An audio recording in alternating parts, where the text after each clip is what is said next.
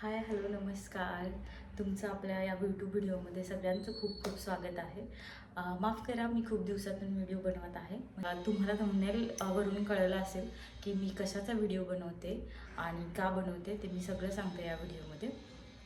तर माझ्या भावाचं लग्न आहे मेमध्ये. तर आम्ही लग्नासाठी त्या साड्या बघायला गेलो होतो. तर आम्हाला नऊवार साडी पाहिजे होती आणि जी मेन अक्षदाची साडी आहे ती आम्हाला पटकन भेटून गेली. म्हणजे माझ्या भावाच्या वाईफसाठी ती साडी पटकन भेटून गेली. आणि नंतर आम्ही नऊवार साडीसाठी इतकं फिरलो 2-3 तास ते ऑलमोस्ट आमचे म्हणजे वाया गेले नाही म्हणू शकत आहे, बट एक्सप्लोअर करण्यात वगैरे इकडे तिकडे बघण्यात. आम्हाला जशी पाहिजे तशी भेटत नव्हती, ज्या की जशी कॉमन साड्या आहेत त्याच भेटत होत्या. तर आम्ही नंतर आम्हाला एक शॉप भेटलं.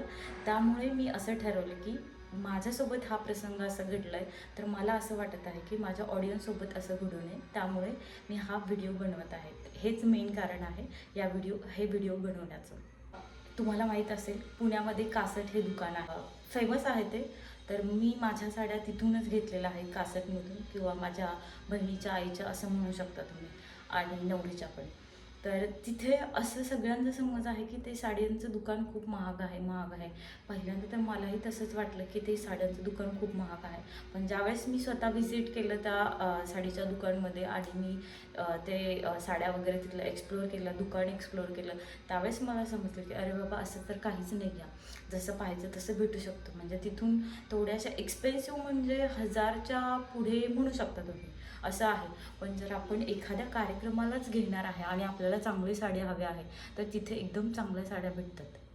मी माझ्या साड्या तुम्हाला नाही दाखवू शकत, कारण का मी त्या लग्नातच घालेन आणि मी जर आता साड्या दाखवलं तर ते रिव्हील झाल्यासारखं होईल. सो माईट बी मी लग्नानंतर वगैरे व्लॉग बनवला तर त्याच्यामध्ये मी तुम्हाला नक्की सांगेल.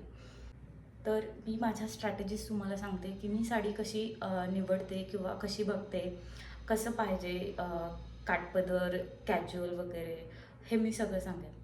तर पहिला तर आपल्याला ठरवायचं आहे की, म्हणजे आपल्याला माहीतच असतं की आपण साडी कशासाठी घेणार आहोत. तर आपण ज्यावेळेस दुकानामध्ये जातो त्यावेळेस आपला इतका गोंधळ होतो ना. ॲक्च्युली हे माझ्यासोबतच व्हायचं की आता माझं लग्न झालेलं आहे, त्यामुळे मला थोडीशी सवय झालेली आहे की कशी घ्यायची साडी, काय घ्यायची. पण लग्नाच्या आधी ज्यावेळेस माझं लग्न ठरलं त्यावेळेस मला काही समजत नव्हतं की कशा साड्या घ्यायच्या, काय घ्यायच्या. पण आता साड्या घेऊन थोडीशी सवय झालेली आहे. तर पहिल्यांदा दुकानमध्ये गेल्यानंतर साडी कशी घ्यायची हे ठरवलेलं असलं पाहिजे आपलं. कशामध्ये बघायचं आहे हे पण ठरलेलं असलं पाहिजे. तर आपण लग्नासाठी बघत असेल तर दुकानमध्ये गेल्यानंतर पहिल्यांदा त्या दादांना सांगायचं की आम्ही लग्नासाठी साडी बघत आहोत, मला अशी अशी पाहिजे. अशी अशी म्हणजे कशी? तर काठपदर पाहिजे, थोडीशी झगपक पाहिजे, मला हा कलर पाहिजे, तो कलर पाहिजे.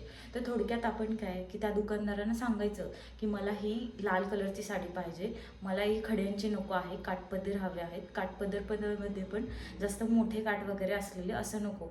तर थोडक्यात आपण त्यांना थोडीशी आयडिया द्यायची की आपल्याला साडी कशी पाहिजे. तर त्या दादांनाही समजून येतं की या कस्टमरला कशी साडी पाहिजे, आणि ते पण आपल्याला तशीच दाखवतात. नंतर ते दादा आपल्याला साड्या आणून दाखवतील. म्हणजे जसं की त्यांच्या काही असतील तर 5, 6, 7, 8 अशा साड्या दाखवतील ते आपल्याला. तर त्या साड्यांमधून आपल्याला एकतरी साडी आवडेल. ठीक आहे, मला ही साडी पाहिजे, ही नसेल तर आपण त्यांना सांगायची की मला ही नाही आवडली, मला दुसरं दाखवा. तर ते दुसरं आणून दाखवतं. त्याच्यामधील तर एक तरी आवडेल, तर त्यातली एक साडी निवडायची आणि दादांना दाखवायची की मला ही साडी आवडलेली आहे, अशी सिंपल सोबर पाहिजे आहे आणि याच्यामध्ये मला दुसरे कलर बघायचे आहेत. तर हे आपण एक सॉर्ट आउट करून द्यायचं त्यांना की मला अशी अशी साडी पाहिजे आणि तुम्ही असं दाखवा म्हणून. ठीक आहे, हे झालं. मग ते दादा आपल्याला त्या कॅटेगरीमधले साड्या वगैरे आणून दाखवतील आणि डेफिनेटली आपल्याला त्याच्यामधील साडी आवडेलच, नक्कीच. माझा हा अनुभव आहे, त्यामुळे मी तुमच्यासोबत शेअर करते. मला पण सुरुवातीला काहीच कळत नव्हतं. मी जसं जसं हळूहळू दुकान एक्सप्लोअर करत चाललं त्यावेळेस मला समजायला लागले.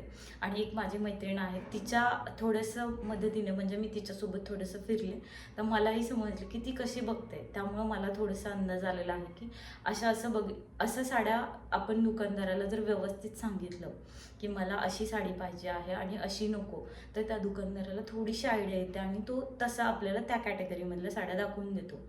जर सपोज आपण गेलो दुकानामध्ये आणि त्यांना म्हटलं की मला फक्त साड्याच दाखवा, तर ते कसं दाखवतील? ठीक आहे, जर त्यांनी साड्या म्हटलं ते विचारतातच आपल्याला की कशी पाहिजे, काय पाहिजे. जर आपण त्यांना म्हटलं की मला फक्त साड्या बघायच्या आहेत लग्नासाठी, ते इतकं ढिगारा आणून देतात. म्हणजे त्याच्यामध्ये खूप वेगवेगळे कलर असतात, नंतर बटबट साड्या असतात, खड्यांच्या, नेटच्या आणि काठापदर सगळ्या मिक्स झालेल्या असतात. तर आपल्याला समजत नाही की सगळं हे बघतो, हे नको मला, हे नको, हे नको असं करतो आणि आपलाही गोंधळ होऊन जातो आणि त्या दादांचा पण गोंधळ होऊन जातो. त्यामुळे आपण फ्रस्ट्रेट होऊन त्या दुकानातून निघून जातो. जे की आपल्याला त्या दुकानामध्ये चांगल्या जरी साड्या भेटल्या तरी आपण ते रिजेक्ट करून आपण दुसऱ्या एक्सप्लोअर करू आणि त्याच्यामध्येच आपला टाईम निघून जातो आणि आपण स्वतःसुद्धा थकतो. आणि आपण अल्टिमेटली आपण काय करतो की घाई गडबडीत कोणती तरी साडी घेतो आणि त्याच्यामध्ये 2-3 हजार इन्व्हेस्ट झालेले असतात. तर ते आपले पैसे वाया गेल्यासारखेच झाले ना. तर आपण जास्त पैसे इन्व्हेस्ट करतो तर आपली चांगली आणि मनासारखी आवडती साडी असली पाहिजे. मनासारखी आवडती साडी भेटली की आपण कसं त्याला रिपीट करू आणि लोकांना पण समजून जाईल की अरे बाबा ही हिची फेवरेट साडी आहे. आता मी मेन मुद्द्याकडे येते. तर नऊवार साडी आपण कुठे घ्यायची? मी 2-3 तास घालवल्यानंतर मला एक दुकान सापडलं. त्या दुकानाचं नाव आहे मराठमोळी की मराठमोळ असंच काहीतरी आहे. मी तुम्हाला त्याचे व्हिडिओ दाखवेल, तुम्हाला समजून जाईल आणि मी त्याचं ॲड्रेस जे काही त्याचे डिटेल्स आहेत ते मी डिस्क्रिप्शनमध्ये टाकून देते. ते तुम्ही बघू शकता. तर मराठमोळं हे दुकानाचं नाव आहे. आम्ही त्या साड्याच्या दुकानात गेल्यानंतर आम्हाला इतक्या छान म्हणजे साड्या पटकन भेटून गेले आणि आम्ही अर्धा ते पाऊण तासात ऑलमोस्ट म्हणजे पटकन बघून वगैरे चूज केली आणि ते फायनल करून टाकले. तर त्या दुकानामध्ये आपल्याला शेला भेटेल, साड्या भेटतील जशा 9वार 10वार असं काही असेल तर ठीक आहे. तुम्हाला जे पाहिजे ते तुम्ही तिथून घेऊ शकता. आणि त्याच्यानंतर तिथे मेन थिंग इज की आपण जर 9वार साडी घेतली आणि आपल्याला जर ती शिवून पाहायची असेल तर त्या दुकानामध्ये शिवून पण देतात. तर त्या तिथल्या 9वार साड्यांचे म्हणजे शिवून जर आपण घेतलो तर तिथले रेट्स असे मला वाटतं. मी त्यांना विचारलं होतं, आम्ही काही शिवून नाही घेतली, पण तुम्हाला जर शिवून पाहिजे असेल तर तुम्ही तिथून नक्कीच घेऊ शकता. ते बरं पण पडतं आपण तिथून घेतलं आणि थोडंसं आपण पैसे पण वगैरे कमी करू शकतो. ते हे एक मेन पॉईंट आहे. तर आपलं बजेट पण थोडं कमी होऊन जातं तिथून घेतले आणि तिथून शिवून घेतले तर तिथे मला वाटतं 600 ते 1000 1,500पर्यंत मॅक्स असं रेट चालू आहे तिथलं. मी विचारलं होतं. तर तुम्ही बघू शकता म्हणजे व्हिडिओमध्ये मी तुम्हाला दाखवेन की कसे शिवून घेतात काय वगैरे. तर तिथे ब्राह्मणी, कोल्हापुरी ब्राह्मणी, नंतर लटकता ब्राह्मण असे काही काही वेगळे टाईप आहेत. तर ते तुम्ही शिवून घेऊ शकता. आणि त्याच्यामध्ये आपण जर साडी घेतली तर आपल्याला त्याच्यावरती शेला पाहिजे असतो. शेलासाठी वेगळं फिरावं लागतं. तर तिथे मेन थिंग की शेला पण भेटतो आणि तिथे आपलं व्यवस्थित होऊन जातं की पटकन भेटून जातो. शेला पण तुम्ही घेऊ शकता. आणि मुलांचं पण आय थिंक त्यांचा टोपी म्हणा वरचे किंवा जर शेला घेतला तर आपल्याला त्याच्यावरती काय पाहिजे त्यांचं मॅचिंग कॉस्ट्यूम जे काही असेल तर ते पण तिथं भेटून जातं. तर एकदम सोपं होऊन जातं. हे त्यांचं दुकान छोटं आहे पण छान आहे. हे असे वेगवेगळे काष्टे त्यांनी शिवलेले आहेत. वेगवेगळ्या व्हरायटीज भेटू शकतात. आणि त्यांच्या दुकानाबाहेर असे काष्टा आणि जेंट्सचा कॉस्ट्यूम शिवला आहे त्यांनी. आणि हे त्यांचं दुकानाचं नाव आणि कॉन्टॅक्ट नंबर पण आहे. जर तुम्हाला काही वाटलं तर तुम्ही कॉन्टॅक्ट करू शकता आणि डिटेल्स घेऊ शकता.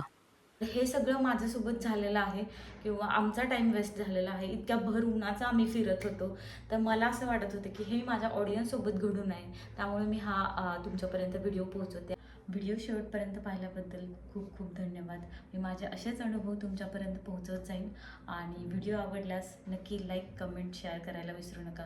आणि महत्त्वाची गोष्ट म्हणजे प्लीज या चॅनलला सबस्क्राईब करा. चला पुन्हा भेटूया पुढच्या व्हिडिओमध्ये. तोपर्यंत बाय.